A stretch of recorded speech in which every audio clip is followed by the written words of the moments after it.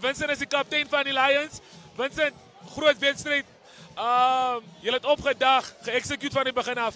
Waar voel je het goed te beginnen rechtloop van julle? En hoe trots is je op die back-to-back in te high win? Nee, ek dink yes, ek is ongelooflik trots op my span. Yes, ek meen, ons baie seniors in ons span.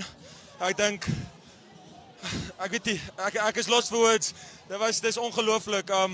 Ons seniors stap hier weg met 'n wen op ons laaste jaar.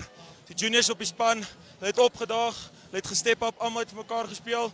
So vir mekaar gesê, jy speel vir die man langs jou in die trui. Ek dink dis wat saak gemaak het en ek sien net vir die seisoen. Okay, kyk, vegkop is nooit 'n maklike plek om te kom en te kom wen nie. Maar van die begin af het julle opgedag, mooi rugby gespeel, struktuur was in plek. Waar voel jy het alles begin klik vir julle en waar voel jy waar het jy gevoel julle kan die game wen?